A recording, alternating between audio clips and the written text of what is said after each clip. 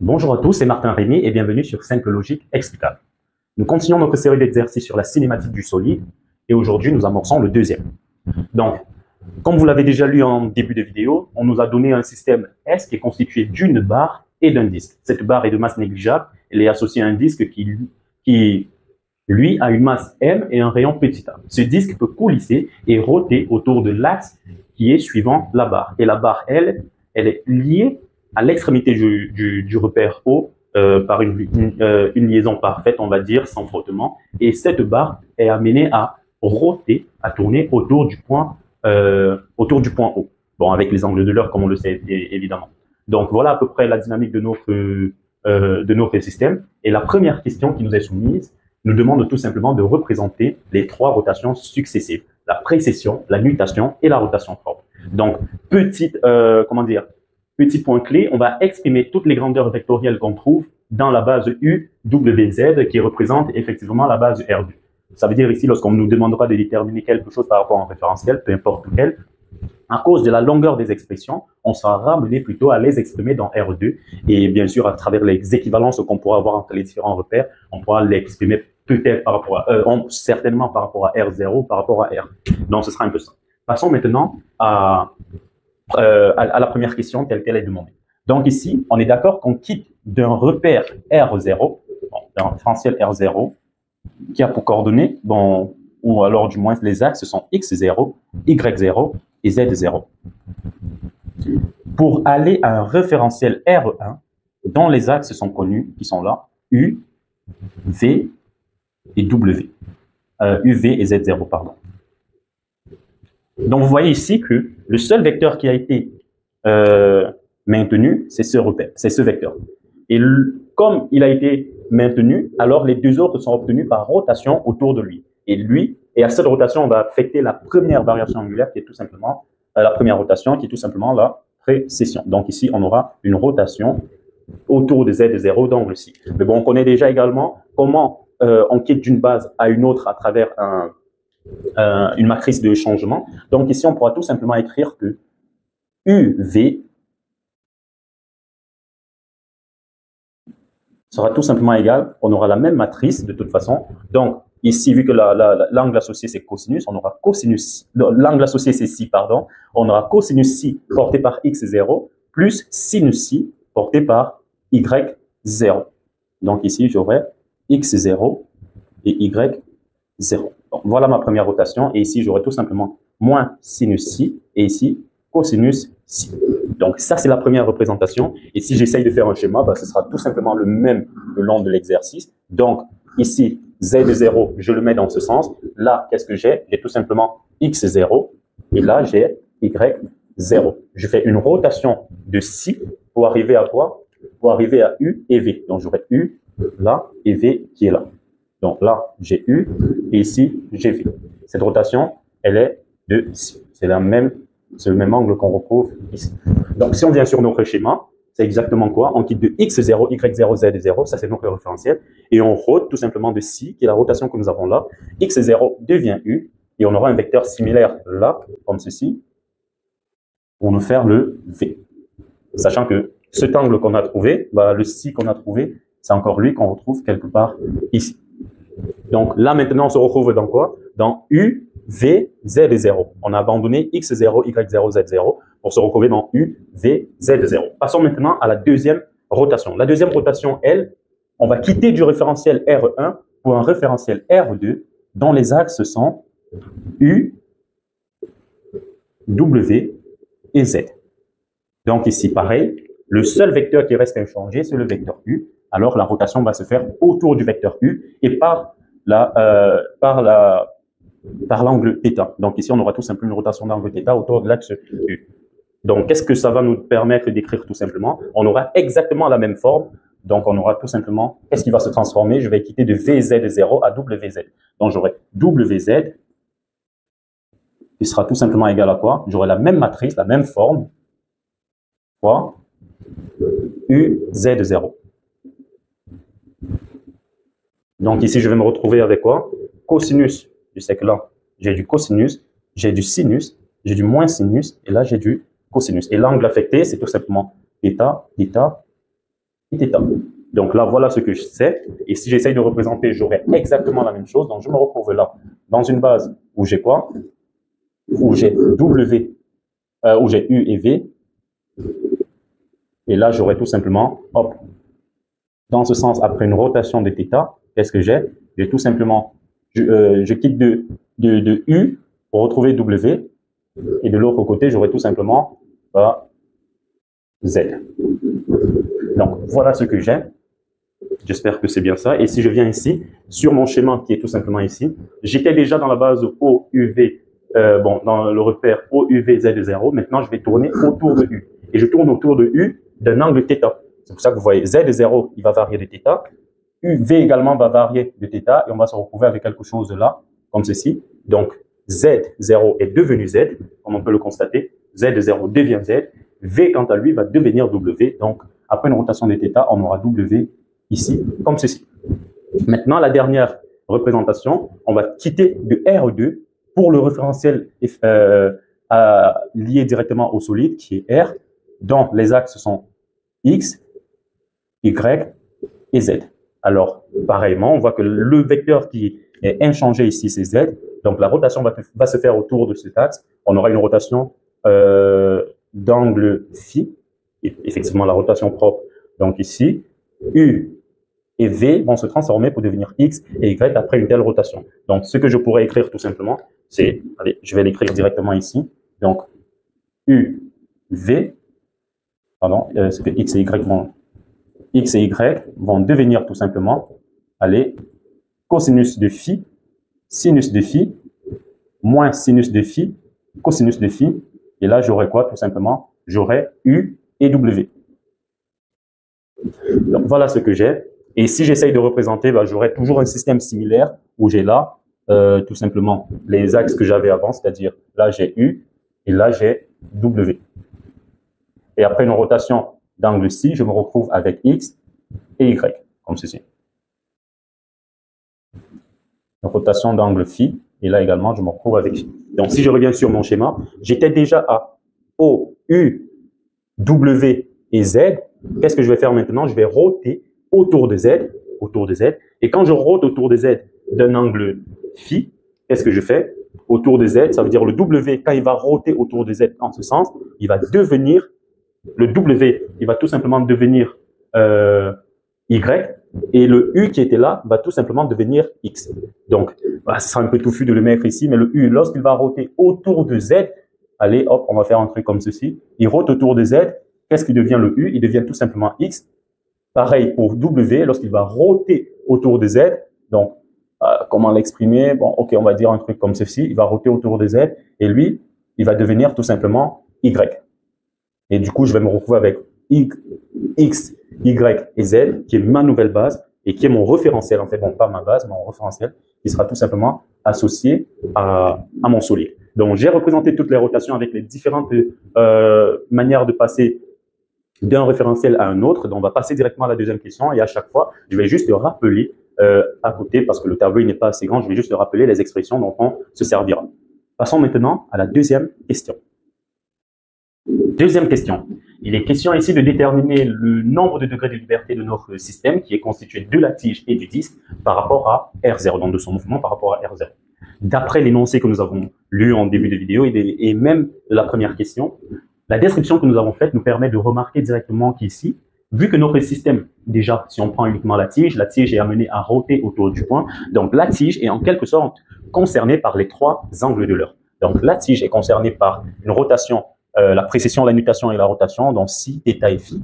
Mais remarquons la géométrie de la tige. La tige, elle sera également amenée à roter autour de Z. Or, la tige étant mince, donc vraiment, ça n'a pas de sens de dire que la rotation, elle sera vraiment considérable. Donc ici, au lieu de prendre les trois angles de l'heure pour caractériser le mouvement de la tige, on va juste prendre les angles si et θ, parce que la tige en elle-même ne va pas subir la rotation propre. La rotation propre sera plus visible dans le cas du disque, bien sûr, si on prend pas G, parce que G, il est commun à la tige et au disque. Donc, T caractérisé par si et θ. Le disque, quant à lui, aura bien sûr l'effet, pourra bien subir l'effet de la rotation propre. Donc, on va déjà écrire que la tige, elle, sera repérée par la connaissance de si et θ. Si, précision, θ, nutation. Maintenant, pour le disque déjà, on voit que le disque, il va subir l'effet de la rotation. Donc, phi, on pourra effectivement lire l'effet de la rotation propre à travers le mouvement du disque. Et on se rappelle également que G, par exemple, par rapport à O, le disque pouvait coulisser le long de l'axe, le long de la tige. Ça veut dire ici, on a dit que OG est égal à ρ porté par Z, dont ρ, ce ρ étant capable de varier, ceci nous donne également un paramètre qui va nous permettre de déterminer la position du disque. Donc, mais il ne faut pas oublier, le fait de dire que la tige est uniquement caractérisée par ces deux rotations et que le disque c'est ceci, ne veut pas dire que le disque n'est pas soumis à ceci, parce que réellement, le disque, en fait, il y a encore du si et du θ. Pourquoi? Parce que le disque est associé à la tige. Mais lorsqu'on va déterminer le nombre de degrés de liberté, qu'est-ce qu'on va voir? Ce qui est comment? On va tout simplement voir que si θ, phi et ρ interviennent, c'est qui nous fait un mouvement complet de notre système à 4 degrés de liberté. Donc, c'est ainsi qu'on paramètre notre mouvement et qu'on peut, bien sûr, passer à la suite de l'exercice. Déterminant le vecteur de rotation de la tige par rapport à R0. Alors ici, vous vous rappelez qu'on a déjà caractérisé le mouvement de la tige par les trois angles de l'heure, mais vu que la tige était émincée suivant l'axe Z, on ne pouvait pas percevoir sa rotation propre autour de Z qui était faite par la donnée de l'angle phi. Alors ici, on va tout simplement dire que les deux coordonnées angulaires ou bien données angulaires qui vont caractériser le mouvement de la tige sont tout simplement si autour de qui? Autour de Z0 et θ autour de U, tel que nous l'avons ici, si autour de Z0, θ autour de U. Alors, on peut directement déduire que oméga de T par rapport à R0, c'est tout simplement quoi? J'aurai 6 points, parce que ceci c'est une variation angulaire, alors que oméga c'est une vitesse de rotation, donc j'aurai 6 points portés par Z0, plus θ point porté par U. Ici, dans l'exercice, il nous a été demandé d'exprimer tout cela dans la base R2, dans toutes les grandeurs vectorielles dans la base R2, c'est-à-dire en fonction du vecteur U, W et Z. Normalement, ce qui devrait être fait, vu qu'on veut le vecteur de rotation par rapport à R0, alors on devait l'exprimer dans la base R0, mais les expressions vont devenir un peu plus longues, c'est pour ça qu'on a demandé d'exprimer tout dans la base R2, U, W, Z. Ici, j'ai déjà le U, ça veut dire qu'il faut simplement que je transforme ceci, le Z de 0, dans la base U, W, Z. Et je vais tout simplement me servir de ce que j'ai déjà là, dans mes relations de transformation. Z de 0, il est là. Ça veut dire Z de 0, pour avoir l'expression en fonction de W et Z, il faut tout simplement que je permute ceci, que je change la matrice. Donc, si j'appelle ça, on sait que grand X égale à A, par exemple, U, alors U est tout simplement égal à quoi? Parce que si je fais tout simplement X, je compose par A-1 de partout, j'aurai A-1, A-1, A et U. Et ceci, ça me fait l'identité, ce qui veut dire que U est en quelque sorte égal à A-1 fois X. Donc ici, pour avoir ceci, je vais tout simplement inverser ceci. Et vu que le déterminant de ceci, c'est tout simplement 1, donc je vais quitter de quoi? WZ est égal à cos θ, sinus θ, moins sinus θ, cos θ, U Z de 0, à quoi? Tout simplement à UZ de 0 est égal à quoi?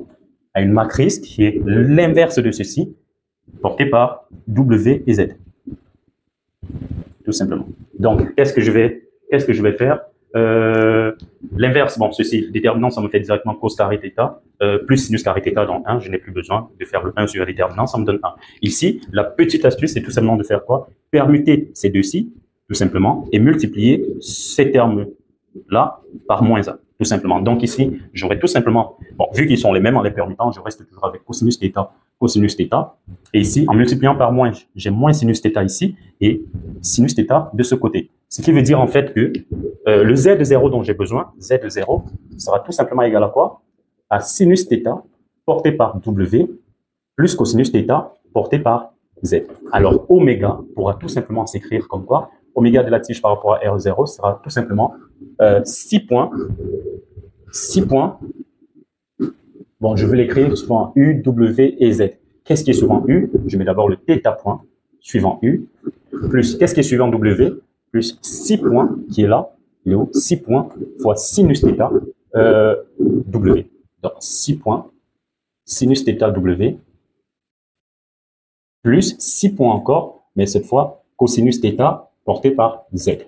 Donc ceci, c'est l'expression de mon vecteur rotation de la tige par rapport à R0, mais exprimé dans la base de R2 pour alléger les expressions. Normalement, ce qu'on devait faire, c'est laisser Z0 et chercher à exprimer U dans la base X0, Y0, et on aurait tout simplement écrit cosinus de psi porté par X0 plus sinus de psi porté par Y0. Dans les expressions, aurait tout simplement été quoi? J'aurais eu ici le 6 point Z0, tout simplement 6 point Z0, fois quoi? Θ point porté par U, j'aurais tout simplement plus θ point cosinus de psi porté par X0, plus θ point sinus de psi porté par Y0. Mais c'est vraiment pour la suite de l'exercice qu'on nous demande de rester dans cette base. Passons maintenant à la quatrième question.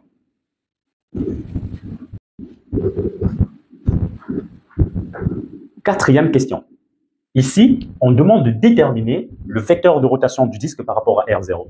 Cette quantité vectorielle sera bien sûr toujours exprimée dans la base UWZ, comme l'est demandé dans l'exercice. Donc ici, on va tout simplement rappeler ce qui caractérisait le mouvement du disque. Le mouvement du disque était caractérisé déjà par une rotation propre autour de Z d'un angle phi, qu'on a, la rotation propre, donc phi autour de Z. Mais vu que notre disque est directement associé à la tige qui, elle, rôde autour du point O par la donnée des trois angles de l'heure, où n'est pas comprise la rotation autour de Z, parce que la tige est le long de Z, ici, on aura ajout de quoi? De la rotation d'angle psi, donc la précession, autour de Z0, et la nutation autour de U. Donc ici, on pourra tout simplement déduire que l'expression de oméga du disque par rapport à R0 sera tout simplement quoi? Phi point porté par Z plus 6 points porté par Z0 plus θ point porté par U. Et on nous a demandé d'exprimer tout ça dans cette base. On a déjà U et Z qui interviennent, et Z0, on l'a eu dans la vidéo, dans l'exercice précédent, dans la question précédente, je veux dire. On a tout simplement vu que Z0 était exprimé comme étant quoi? On a inversé ceci, du coup on a obtenu sinus θ W plus cosinus θ Z. Ça veut dire ici, on se retrouve avec un θ point oméga directement, et un θ point porté par U, plus UW, bon, θ point porté par U, j'ai phi point porté par Z, et j'ai 6 points sinus θ W plus cosinus θ Z. Donc au final, on a notre vecteur rotation du disque par rapport à R0 qui sera tout simplement égal à quoi? J'ai θ point porté par U plus, qu'est-ce qui est suivant W? J'aurai 6 points sinus θ porté par W plus, ce qui est suivant Z, j'aurai phi point plus 6 points cosinus θ suivant Z. Donc ceci, c'est l'expression de notre vecteur rotation du disque par rapport à R0. Passons maintenant à la suite de l'exercice. Cinquième question. Déterminons la vitesse de G par rapport à R0, toujours exprimée dans la base R2, dans les vecteurs, dans le référentiel R2, dans les vecteurs de base sont U, W et Z. Donc ici, qu'est-ce qu'on va faire? On va tout simplement utiliser la propriété fonctionnelle. On aura V de G par rapport à R0, qui sera tout simplement égal à quoi? À la dérivée par rapport au temps vu du référentiel R0 du vecteur OG. Et ceci, ça fait quoi? Ça fait la dérivée par rapport au temps vu du référentiel R0 de ρ EZ, bon, ρz tout simplement. Et qu'est-ce que ça nous donne exactement? Alors, lorsque je dérive ceci par rapport au temps, j'aurai premièrement ρ point suivant Z plus ρ dérivé de Z par rapport au temps vu depuis le référentiel R0. C'est ici que tout va se jouer. La détermination de Z par rapport au temps vu du référentiel R0. Alors, on revient sur le schéma. G est un point commun au disque et à la tige. G ne subit que deux rotations. Il ne subit que la rotation autour de Z0 et autour de U, c'est-à-dire la précession et la nutation. Et vu qu'il est confondu vu qu'il appartient au disque et à la barre, alors il ne peut pas subir une rotation, la rotation propre, qui est la rotation autour de Z d'un angle phi. Donc il ne peut pas la subir. C'est pour ça qu'on va tout simplement utiliser un référentiel qui prend en compte les deux premières rotations, et celui-là, c'est tout simplement le référentiel R2, parce que lorsqu'on fait agir la première rotation qui est de R0 à R1, et la deuxième rotation, c'est pour définir R2. Donc ici, la dérivée de Z par rapport au temps, depuis le référentiel R0, sera tout simplement égal à quoi? Sera égal à la dérivée de Z par rapport au temps depuis le référentiel R2 plus oméga de R2 par rapport à R0 vectoriel Z. Et vu qu'ici, Z, tout simplement, appartient au référentiel R2, alors la dérivée de Z par rapport au référentiel R2 sera tout simplement nulle. Donc, la dérivée de Z par rapport au temps, dans le référentiel R0 se limite à ceci. Et qu'est-ce que c'est oméga de R2 par rapport à R0? Alors ici, on a juste dit que c'est l'action des deux premières rotations. Donc, on aura 6 points portés par Z0 plus θ point porté par U. Et ici, vu qu'il faut toujours exprimer, donc ceci, on va tout simplement remplacer Z0 par ce qui valait. Donc ceci, c'est tout simplement encore du 6 points. Or, Z0, on l'a exprimé comme étant du sinus θW. Donc, sinus θW plus 6 points cosinus θ Z. Et ici, on va ajouter le θ point U, tout simplement. Bon, voilà ce que nous avons comme expression de oméga de R2 par rapport à R0, et faire oméga vectoriel Z, donc oméga de R2 par rapport à R0 vectoriel Z, va tout simplement revenir à faire quoi? Produit scalaire de ceci vectoriel Z. Donc j'aurai 6 points sinus θ W vectoriel Z plus 6 points cosinus θ Z vectoriel Z plus θ point U vectoriel Z. Et ici, la base en elle-même, qu'est-ce que c'est? La base, c'est tout simplement U W Z. Donc, lorsque j'utilise ceci, U vectoriel W, ça me donne Z, W vectoriel Z, ça me donne U, Z vectoriel U, ça me donne W, ainsi de suite. Donc, c'est comme ça que je vais lui dire. W vectoriel Z, qu'est-ce que c'est? W vectoriel Z, ça me donne directement U. Donc, ici, j'ai tout simplement U. Z vectoriel Z, bah, ça, c'est le vecteur nul. Et U vectoriel Z, U, je vois que pour avoir Z, je suis obligé d'aller dans le sens inverse. Donc, j'aurai U vectoriel Z qui sera tout simplement moins W. Donc, ceci, c'est moins W. Donc, ici, je vais me retrouver avec quoi? Suivant WZ, donc j'ai U d'abord, donc j'aurai 6 points. Sinus θ porté par U, plus, moins θ point porté par Z. Par W, pardon. Donc, au final, j'ai l'expression V de G par rapport à R0 qui sera tout simplement égal à quoi? J'ai ρ.Z. Bon, allez, on va commencer par ce qui est en U après W et Z. Donc, j'ai ρ, il ne faut pas oublier celui-ci, il multiplie Z. Donc, ρ multiplié par tout ceci, j'aurai ρ 6 points. Sinus θ porté par U.